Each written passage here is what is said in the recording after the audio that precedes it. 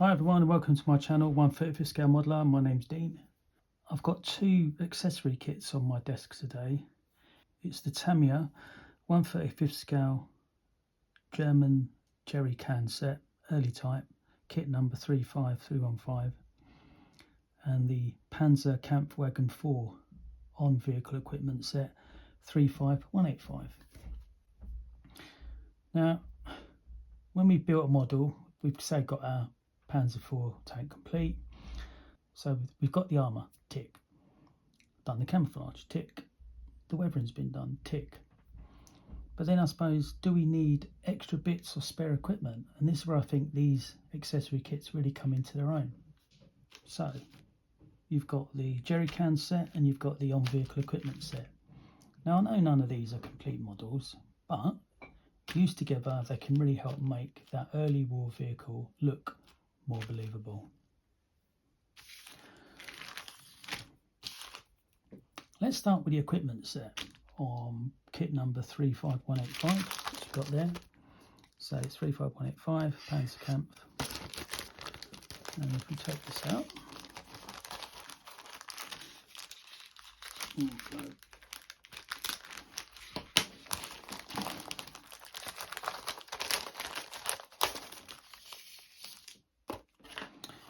you get one sprue and you get like a very small pamphlet style booklet.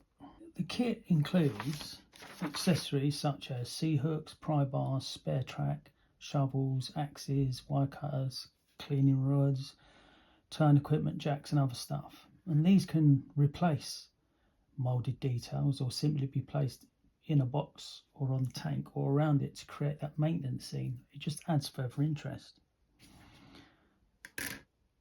In the booklet, it's a little bit misleading because obviously it comes in this plastic bag. You don't get these figures, so you're not really going to get someone who's jacking it up. Or you might get the commander in a cupola, definitely. You won't get someone doing the crank in case the electrical fails. And then what they show you here is how to put together the jack, how to put the Bosch and Notec light together, and the MG34. And then on the vehicles that they're talking about here, so they're looking at the Panzer Kampfwagen 4 Alfs H, and they're showing you potentially where the extra pieces would go. So for instance, spare track on the front, crowbar maybe, wire cutters. So it's all the usual stuff, but I wouldn't necessarily place it there myself. I'd probably have it in like a stowage bin that's sort of open and have them chucked in there maybe, or extra bits that are strapped down with some stowage. But let's have a look at the actual pieces themselves. So here, print quality is excellent. Clearly, it's Tamiya.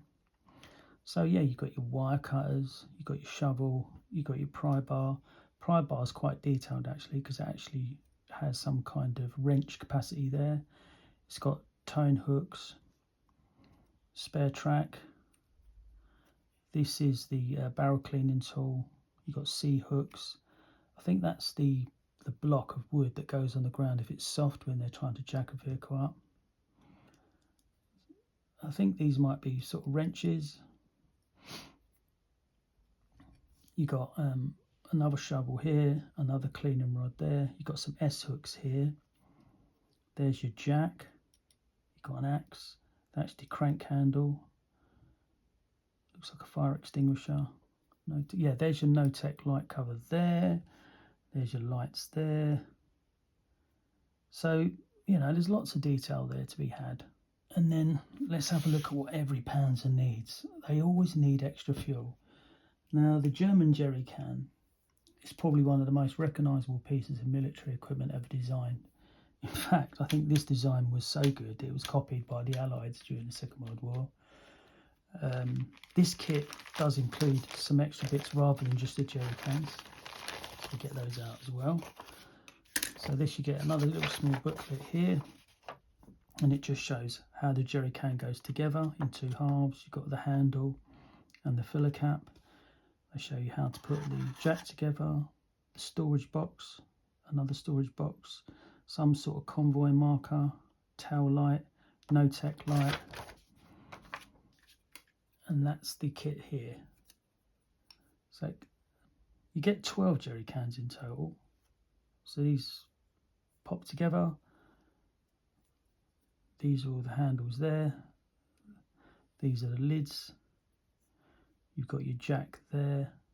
You've got some towing hooks there. You've got some storage boxes here. There's your no-tech light, and that's some kind of, what do they call that? That's called and a convoy marker. Print quality is really, or the moulding quality is really good.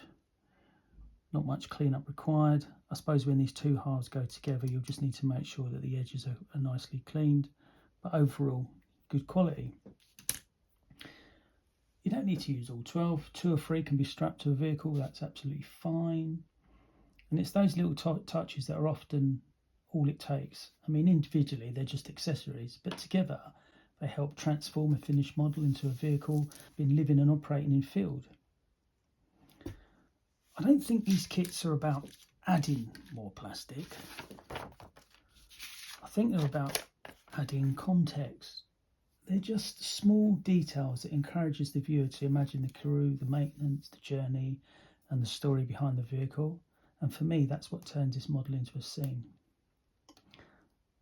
If you've enjoyed this short video, please leave a like or subscribe for more 1/35 scale modelling content.